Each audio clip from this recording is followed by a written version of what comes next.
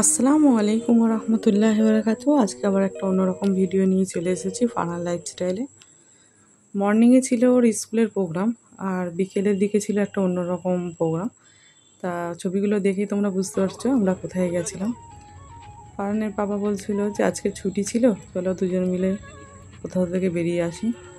তো বললাম চলো, অনেক দিন ধরেই বেরোনো হয় না, ওর ছুটিটাও ঠিকঠাক আসে না। ওনার যেদিন ছুটি থাকে সেদিন ফারহানের ছুটি থাকে না, ফারহানের যেদিন ছুটি থাকে তো ওনার সেদিন ডিউটি থাকে। তো 15ই আগস্টের দিনকে ওনার ডিউটি ছেড়েছিল সেদিনকে। তা আমরা খাওয়া দাওয়া করেই বিকেলের দিকে বেরিয়েছিলাম।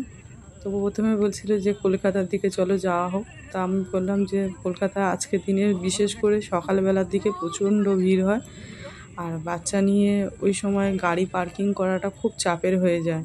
কোথায় রাখবো না রাখবো, এবারে রাখতে হলে অনেকটা দূরে রাখতে হয়, তো হাঁটতেই পারে না তখন, মানে ঘোরা শেষের সময়ের দিকে।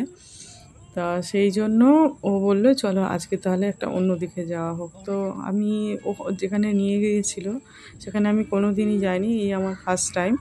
আর ওর পাপা একবার এসেছিল, সে বলছিল যে বছর 5 আগে আমি এসেছিলাম এই জায়গাতে। সেই জন্য উনি একটু ভুলেও গেছিলো রাস্তায় যেতে যেতে গুগল ম্যাপ অন করে নিয়েছিলাম যাতে বুঝতে সুবিধা হয়। তা উনি আবার ভয় পাচ্ছিল যে আবার যদি আমাদের ওখানে গিয়েও যদি ভালো না লাগে সেক্ষেত্রে তাহলে তুমি তো মুখ করবে বা ফারহানও মুখ করবে। তো চলো, তোমার ইচ্ছা মতোই যাওয়া হবে। আমি বললাম না না চলো, অসুবিধা নেই, ঘোরার জায়গা নিয়েই আজকে মানে মেন কথা, যেখানে ভালো লাগবে সেখানেই মানে ঘুরবো। আর গাড়ি নিয়ে ঘুরতে বেরোলে বেশ সবারই ভালো লাগে, সেই জন্য আমারও খুব একটা খারাপ লাগেনি, ভালোই লাগছিলো। তো দুপুরের দিকে প্রচণ্ড রোদ উঠেছিল, যে এত রোদ মানে ভালোই লাগছিল না যে বাইকে করে বেরোনো। তো সেই জন্য ওর বাবা প্রথম থেকেই ফাইনাল করে রেখেছিল যে 4 চাকা নিয়ে বেরোবো। তা চলো 4 চাকা নিয়েই বেরিয়ে গেলাম।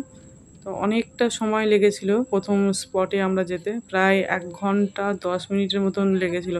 তবুও তোমরা দেখো যে রাস্তাটা পুরো ফাঁকা, কিন্তু মানে যে হিসাবে ছুটির দিনে লোক থাকার কথা সেই হিসাবে কিন্তু অনেকটাই ফাঁকা রাস্তাটা। তো সেই জন্য উনি বলছিল যে আমরা অনেকটাই তাড়াতাড়ি চলে এসেছি, না হলে কিন্তু অন্যান্য দিনে যেরকম ভিড় মানে রাস্তা জ্যাম থাকে, এখানে পৌঁছাতে প্রায় আমাদের 1.5 থেকে 1.25 ঘন্টা সময় লাগবে। তো আমি তো কোনো দিনই আসিনি এই রাস্তাতে, তো সেই জন্য আমার কোনো জ্ঞানও নেই এই বিষয়ে। তো উনি নিয়ে গেছিলো। তো ওখানে গিয়ে আমাদের তো প্রথমে একটু গাড়ি রাখা নিয়েই প্রবলেম হচ্ছিল, কারণ কিছুদিন পরেই গণেশ পুজো, সেই গণেশ পুজোর চারিদিকে প্যান্ডেল হচ্ছিল, আর রাখারই মানে কোনো জায়গাই ছিল না। শেষমেশ আমাদের সামনে গাড়িতে সামনে একটা বোর্ড আছে, সেই বোর্ডের জন্য একটু মানে স্পেস পেয়েছিলাম গাড়িটা রেখে। তো আমরা মোটামুটি জায়গাটায় চলে এসেছি। আর অনেকটা গিয়ে দেখছি যে ওদিকে অনেকটাই ভালো বৃষ্টি হয়েছে, আর আমাদের এইদিকে কোনো বৃষ্টি নেই। রাস্তার পানিগুলো দেখেই বুঝতে পারছো যে কী অবস্থা, আর পুরো মেঘলা করে আছে আকাশটা। আমি তো বলছিলাম বেকার আমাদের যাওয়া হচ্ছে, হয়তো সেখানে গিয়ে দেখবো এত বৃষ্টি হচ্ছে তারপরে আর আমাদের ঘোরা হবে না। তো দেখলাম না, মোটামুটি আকাশটা পরিষ্কারই হয়ে গেছে। তো আমরা গল্প করতে করতে চলেই এসেছি জায়গাটা, এটা হচ্ছে রায়পুর খেয়াঘাট। তো উনি বলেছিলেন যে নদীর ধারে বেশ ভালোই লাগবে। তো গাড়িটা পার্কিং করে আমরা একটু এগিয়ে গিয়েছিলাম, কারণ ওখানে একদম এত সরু প্লেস যে একটা 4 চাকা রাখার মতনও জায়গা নেই। মানে মাঝখানে রাস্তাটাই উঁচু, দুদিকে যে দেখতে পাচ্ছ, একদিকে হচ্ছে নদীটা আছে, এই যে এই নদীটা, আর আরেক দিকে হচ্ছে তোমার মানে ঢাল করে লোকের বাড়ি। ওই রকম ঢাল করে রাখতে গেলে গাড়িটা প্রায় পিছনের দিকে যেন মনে হচ্ছে হেলে যাচ্ছে, সেই জন্য অনেকটা দূরে গিয়ে আমরা একটা গাড়ি রাখার স্পেস পেয়েছিলাম। তো হাঁটতে হাঁটতে আমরা এই মানে এত দূর চলে এসেছি। আসার পর খুব গরম হচ্ছিলো, ফারহান তো পুরো ক্লান্ত হয়ে গেছিলো। আমরা আরেকটা নদীর ধারে গিয়েছিলাম, ডায়মন্ড হাবড়া নদীর ধার, তোমাদের আগে আমার ভিডিওতে আছে দেখবে। সেই তুলনায় এখানে কিন্তু খুব একটা বেটার কিছু আছে বলে আমার মনে হয় না, শুধু এই নদীটা। আর যেহেতু শ্রাবণ মাসের শেষ দিন ছিল, সেই জন্য এই নদীতে প্রচুর ভিড় হয়েছিল। না হলে নাকি অতটা ভিড় থাকে না, বা সেরকম জায়গাও নেই, বা সেরকম কোনো শপ নেই যে ভালোভাবে ভালো কিছু খাবার। তো অনেকক্ষণ পরে অনেকটা রাস্তা গিয়েছিলাম, তারপরে ফারহান বাবা জিজ্ঞেস করছিল যে কী খাবে। তো একটা ভালো আইসক্রিমের দোকান দেখতে পেয়েছিলাম, এই আইসক্রিমের দোকানটা। এখান থেকে ফারহান একটা মনে হয় চকো বার নিয়েছিল আর আমরা নিয়েছিলাম কর্নেটো। তারপরে ও চকোবারটাকে পছন্দ হচ্ছিল না, তারপরে আমি কর্নেটো যে নিয়েছি, ও বললো তাহলে আমিও কর্নেটো নেবো বলে দুজন মিলে দুটো কর্নেটো নিয়েছিলাম। আর ফারহানের পাপা নিয়েছিলেন একটা কোল্ড ড্রিঙ্কসের বোতল। বলছে এত গরম হচ্ছে আর মানে থাকা যাচ্ছে না, গাড়িতে জল ছিল কিন্তু সেটা অনেকটা গরম হয়ে গিয়েছিলো, আর সেই জন্য ছোটো থেকে একটা কোল্ড ড্রিঙ্কস নিয়েছিল থামস আপ। সেটা নিয়ে খেতে খেতে আমরা বললাম যে আমাদেরও একটু কোল্ড ড্রিঙ্কসটা শেয়ার করো, তাহলে আমরাও আইসক্রিমটা শেয়ার করব বলে উনি আমাকে দিল, আমি ওনাকে দিলাম। হাসতে হাসতেই তিনজন মিলে এই করছিলাম, ভালোই লাগছিল দিনটা আমাদের। তো এখানে এই গাছটা দেখছিলাম, এটা কৃষ্ণচূড়া গাছ, দেখে না খুব ভয়ঙ্কর লাগছিল, মানে ভিডিওতে কেমন লাগলো জানি না, তো দেখেই প্রথমে ভয় লাগছিল। তারপরে পাহাড়ের বায়না আমি নৌকা চড়বো নৌকা চড়বো, তো আমরা এই জেটিঘাটের দিকে এসে এখানে আমরা নৌকা নিয়েছিলাম। যেহেতু মেঘলা আবার বৃষ্টি পড়ছিল, সেই জন্য আমরা বেশি দূরের জন্য বুক করিনি, আমরা বলেছিলাম একটু মাঝখান থেকে, মানে মাঝখান বলতে কি পুরোটা না, আমার আবার খুব ভয় নদী দেখে, তো সেই জন্য কিছুটা দূরে গিয়ে আমি নৌকা, মানে নৌকাটা সেই রকমই মানে করেছিলাম, বুক করেছিলাম। তো তোমরা যারা দেখছো কারা কারা নৌকা চড়েছো একটু কমেন্টে জানিও। তো ফারহানের তো খুব এক্সাইটেড, আমার তো খুব ভয় লাগছিল। আমার একটাই ভয় হচ্ছিল যে এই যে এইখান দিয়ে যাব যদি কিছু হয়, সেই ভয়টা প্রচুর লাগছিল। আমিও সাঁতার জানি, ফারহানের পাপাও সাঁতার জানে, শুধু ফারহান জানে না। তাও ভেবেছিলাম যদি কিছু হয় দুজন মিলে ফারহানকে নিয়ে অনায়াসে চলে আসতে পারবো ইনশাল্লাহ। তাই জন্য ফের দোয়া পড়ে ফারহানকে বললাম যে নৌকায় ওঠার দোয়াটা ফারহান একবার পড়ে নাও বলে ফারহান পড়ে নিয়েছিল। পড়ে নেওয়ার পর বেশ নৌকায় উঠে মানে প্রথমে একটু ভয় লাগছিল, পরেক্ষণে কিন্তু খুব সুন্দর লাগছিল, মানে ওয়েদারটাও ঠিক সেরকম ছিল। আর এই ফার্স্ট টাইম তো যেন খুব একটা মনের মধ্যে একটা যেন খুব ভালো লাগছিল। তারপরে অনেকটাই যাচ্ছিলাম, ওর পাপা তো খালি বলছে ফারহান সামনের দিকে আয়, মজা নিবি তো। আমাকেও ডাকছিল কিন্তু আমার খুব ভয় লাগছিল বলে আমি আর যাইনি, জানো তো। তো ওরাই বলছিলাম তোমরাই মজা নাও, আমি এই মিডিলটায় বসে আমার মজা আমি নিয়ে নিচ্ছি বলে এখানে বসে বসেই আমি ভিডিও শ্যুট করছিলাম। আর এই যে জাহাজগুলো যাচ্ছিলো এগুলো নাকি মশলা, তারপরে মাছের এইসবের জাহাজ নাকি। তো যাই হোক অনেকটা রাস্তায় গিয়েছিলাম, তো বেশ ভালোও লাগছিলো। আরও সব বেশি করে যে নৌকাগুলো দেখছিলাম না, সেগুলো বেশিরভাগই মাছ ধরার নৌকা, মানে মাছ ধরছে যারা তাদেরই নৌকা, এরকম ট্যুরিস্টদের নিয়ে ঘুরবে এরকম না। কিন্তু আমার ভালো লাগেনি জায়গাটা, আর কার কেমন লাগে জানি না, আমার কিন্তু একদমই ভালো লাগেনি। তা যাই হোক এই নৌকাটা চড়ে ওর একটু মজা দিয়েছিলাম যে যাই হোক বাচ্চা মানুষ এতটা দূরে এসছি, চলো সবাই মিলে একটু এইভাবেই মজাটা নিই, আর কোনোভাবে তো উপায় নেই। সেই জন্য এই লোকটাকে আবার ফারহান বলছে যে কাকু একটা গান ধরো, একটা গান আছে না, এই নদীর ধারে আইসা আমার কেমন কেমন লাগে, এই গানটা আছে, এই গানটা তার ফারহানকে বলছিল যে গান করুন আঙ্কেল গান করুন। তা ফারহানকে ওই লোকটা বলছে আমি ভাই গান করতে জানি না, আমার ওই সব কোনো জ্ঞান নেই, আমরা ভাই মাছ ধরি খাই, এইরকমই আমাদের লাইফস্টাইল। তো আমাদের মোটামুটি হয়ে গেছে ঘোরা, এই যে ফের জেটির কাছে নিয়ে চলে আসছে।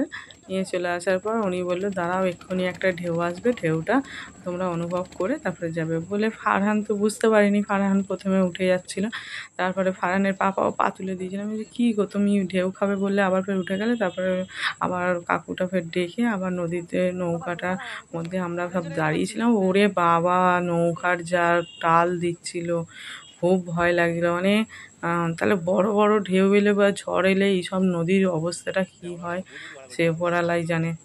তো দেখো নদীতে যখন এই এই ঢেউটা যখন আসছে, একটা নৌকা দেখো পিছনে চপাত চপাত করছে, খুব জোরে আওয়াজ হচ্ছিল এটা। আর ওই সব যারা যাবে যাত্রীরা তারা নৌকায় তখন পা দেয়নি, তখন বারণ করে দিয়েছিল যে এখন নৌকায় ওঠে যাবে না। তারপরে আমরা নৌকা চড়া হয়ে যেতে আমরা বলেছিলাম আমরা আর এখানে থাকবো না, আমরা কলকাতার দিকে যাব। তারপরে এখানে একটা তাল গাছ দেখতে পেয়েছি আমার ছেলে, আর একটা বাবুই পাখির বাসা ছিল, সেইটাকে দেখাচ্ছিল আমাকে বারবার। এবারে আমি বললাম যে বাবা, ওই রকম বাবুই পাখির বাসা কিন্তু অনেক দিন পরে দেখলাম। এই সব দিকে এলে, গ্রামের দিকে এলে অনেক কিছু দেখা যায় যেগুলো ছোটোবেলায় অনেক মিস করেছি। তারপরে এদিকে কলকাতার দিকে আসতেই দেখছিলাম ঝিরিঝিরি বৃষ্টি পড়ছে। ঝিরিঝিরি বৃষ্টি হতে ভাবছিলাম যা, ফারানের পাপা তো বলেই দিয়েছে আর আমাদের ঘোরা হবে না, গাড়িতে বসেই ঘুরতে হবে, তারপরে কোনো একটা রেস্টুরেন্ট থেকে আমরা খাওয়া দাওয়া করে বাড়ি চলে আসবো। তা বললাম চলো, সেটাই হোক। তারপরে আমরা কলকাতার দিকে এই যে যত এগোচ্ছি তত আকাশের অবস্থাও দেখো। কিন্তু একটা জিনিস কী বলো তো, আমাদের সারা দিনটা আমরা ঘুরেছি, মানে সারা বিকেল থেকে সন্ধে 8টা পর্যন্ত ঘুরেছি, আর আমরা কিন্তু বৃষ্টি পাইনি। যতক্ষণ গাড়িতে ছিলাম ততক্ষণই বাইরে বৃষ্টি হচ্ছিলো, আর তারপরে আর কোনো বৃষ্টি নেই। আমরা যতক্ষণ নেমে গেছি, আমরা মোটামুটি ভিক্টোরিয়ার সামনে চলেও এসেছি এখন। তারপরে দেখছি যে এখানে ঘোড়ার গাড়ি ছোটানো হচ্ছে। তো এখানে তো কার পার্কিংয়ের যেন অনেক প্রবলেম হয়, বাট আমাদের ওই সামনের বোর্ডটা ছিল বলে, পুলিশ লেখা বোর্ডটা, সেই জন্য আমাদের কোনো অসুবিধা হয়নি। তো এখানে এসে দেখছি একজন ফটোগ্রাফার ফটোশ্যুট করছে। তো আমাদের অনেকটাই লেট হয়ে গেছিলো, সেই জন্য আমাদের আর টিকিট করার সময় হয়নি। সেই জন্য আমরা ঘুরে গেটের সামনে দিয়ে চলে এসেছিলাম। ফারহান বায়না করছিল, কথাই শুনছিল না, তবুও ওর পাপা ওকে নিয়ে গেটের কাছে, কাউন্টারের কাছে গিয়েছিল। তো সিকিউরিটি গার্ড বলছে যে আপনারা আরেকটু যদি আগে আসতেন তাহলে হয়তো আপনাদের সুযোগটা হতো, কিন্তু কিছু করার নেই, এখন আর কোনো রকমভাবে ঢোকা যাবে না। এটা এক্সিট গেট, এখানে গার্ড বলছিল। তো আমরা আর ঢুকতেই পারিনি, এখানে কথা বলে আমরা চলে এসলাম। তো এখানে দেখছিলাম একটা বাঁদর খেলা হচ্ছিল। তারপরে ফারহানের বাবা বলে চলো এখান থেকে তাহলে কিছু খাওয়া হোক। ফারহানকে জিজ্ঞেস করেছিলাম, তো বলেছিল পাপড়ি চাট খাবে, তো 2 প্লেট পাপড়ি চাট নিয়েছিলাম। এখানে একটা ব্যাপার ঘটে গেছে, এই থার গাড়িটা আমার ছেলের খুব পছন্দ হয়েছিল। তো বলছিল মা একটা ভিডিও করে রেখে দাও, তো এটা আমি বড় হয়ে যদি ইনশাআল্লাহ কিনতে পারি ছবিটার সাথে ম্যাচ করাবো। তারপরে পাপার সাথে খুব আদর খাওয়া হচ্ছে। তো পাপা বলছিল চলো, সন্ধে হয়ে গেছে, এখানে আর কোনো রকম থেকে লাভ নেই, গেট বন্ধ হয়ে গেছে। তো সন্ধ্যেবেলা দেখছিলাম ভিক্টোরিয়ার পুরো রঙটাই অন্যরকম, আর মেজাজটাও পুরো অন্যরকম হয়ে গেছিলো। তারপরে আমরা ফের গাড়িতে উঠে আবার বেরিয়ে গিয়েছি। এখন ওকে জিজ্ঞেস করছিলাম কোন দিকে যাবি বাবা, তো বলছে চলো নদীর ধার প্রিন্সেপ ঘাট আছে, আমরা প্রিন্সেপ ঘাটে যাব। তো ওর বাবা বললে চলো আমরা তাহলে প্রিন্সেপ ঘাটে গিয়ে ওখানেই একটু হোল্ড করি, সব থেকে বেটার হবে, একটু কিছু খাওয়া দাওয়া করব বলে। তারপরে আমরা ফের গাড়ি ঘুরিয়ে নিল। গাড়ি ঘুরিয়ে নেওয়ার পর এখান থেকে আমরা প্রিন্সেপ ঘাটে চলে গেছিলাম। তো প্রিন্সেপ ঘাটেও ভয় হচ্ছিলো, ওর বাবাকে বলছিলাম এতটা রাত হয়ে গেছে আবার ঢুকতে দেবে তো? তো দেখলাম না, অনেকটাই মানে সময় আছে ঢোকার। আমরা তাড়াতাড়ি করে নেমে আবার ঢুকে গিয়েছিলাম। তো এখানেও দেখছিলাম প্রচুর লোক, মানে কলকাতার প্রত্যেকটা স্পটে এত লোক থাকে তোমরা ভেবে পাবে না। মানে আমরা যারা ঘরে থাকি না তারা ভাবতেই পারি না যে কলকাতায় লোক ছুটির দিনে এত ঘুরতে ভালোবাসে বা এত মানুষ বের হয়। তো দেখতেই পাচ্ছ ভিড়টা কোথায়। আমি একটু পিছনে পড়ে গেছিলাম, তো ফারহান ভয় পেয়ে গেছিলো, ভয় পেতে আবার ফের আমাকে নিতে এসছে। এখানে 2টো ট্রেন একদম মুখোমুখি দাঁড়িয়ে আছে, ট্রেনগুলো পাস করবে বলে, সেই জন্য আমরা তাড়াতাড়ি করে ট্রেন লাইনটা ক্রস করে নিয়েছি। তারপরে এই যে প্রিন্সেপ ঘাট নদীর ধারে চলে এসেছি। এখানেও বেশ ভিডিওটা খুব সুন্দর উঠেছিল, আর ওয়েদারটাও একদম মারাত্মক ছিল। তারপরে ওকে বললাম চল কি খাবি। তো খাওয়া দাওয়ার জন্য আমরা এগিয়ে যাচ্ছিলাম। ও শুধু বায়না যে ও লেস খাবে, চিপস খাবে। তো পাপা একটা সামনের দোকান থেকে চিপস কিনে দিয়েছিল। তো এখানে একটু জলের ফোয়ারা হচ্ছিল, সেটাও দেখতে ব্যস্ত ছিল। এখানে এসে ওর পাপা আমাদের জন্য বলছিল যে কী খাবে। তা আমি বললাম চলো পাওভাজি নাও, 1 প্লেট পাওভাজি নিয়েছিল। ওর পাপারও খুব একটা পছন্দ না, উনি একটু কফি খেতে চাইছিল। তাই আমি বললাম তুমি আগে টেস্ট করো। তো উনি টেস্ট করেছিল। তারপরে আমরা খাওয়া দাওয়া করে একটু রেস্ট নিয়ে বেরিয়ে পড়েছিলাম বাড়ির দিকে, কারণ তখন আর ওর এনার্জি নেই, কারণ অনেকটা সময় ও আমাদের সাথে বেরিয়েছে। প্রায় আমরা বেরিয়েছিলাম তখন 2টো বাজে, 2টো নাগাদ বেরিয়েছি, বাড়িতে ফিরেছি প্রায় 8টা। তা আর সকালেও উঠেছে, ওর স্কুলের প্রোগ্রাম ছিল, সেই জন্য আর ওর কোনো রকমভাবে এনার্জি নেই। ও তো গাড়িতে আসার সময় শুধু ওর না, আমারও ছিল না, বা ফারহানের পাপারও ছিল না, ওনার ডিউটি থেকে ফেরা ছিল। আর আমিও সকালবেলা উঠে তড়িঘড়ি বাড়ির কাজ করে ওকে রেডি করে স্কুলে নিয়ে গেছিলাম। তো এই ছিল পুরো সারা দিনের ব্লগটা, তোমাদের সাথে আগেও শেয়ার করেছি ওর স্কুলের প্রোগ্রামের ব্লগটা, আর এখন শেয়ার করলাম ওই দিন বিকেলে থেকে রাত পর্যন্ত আমাদের এই সারা দিনের ঘোরার প্ল্যানটা। তো কেমন ছিল আমাদের পুরো ভিডিওটা জানিও বন্ধুরা, আর কে কে প্রিন্সেপ ঘাট বা রায়পুর বা ভিক্টোরিয়ায় গেছে জানিও বন্ধুরা কমেন্ট বক্সে লিখে। আর আবার দেখা হবে অন্য একটা ভিডিও নিয়ে।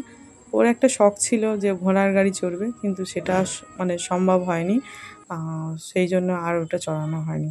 তো থ্যাংক ইউ বন্ধুরা পুরো ভিডিওটা দেখার জন্য। প্লিজ সাবস্ক্রাইব করতে ভুলবেন না। টাটা বন্ধুরা।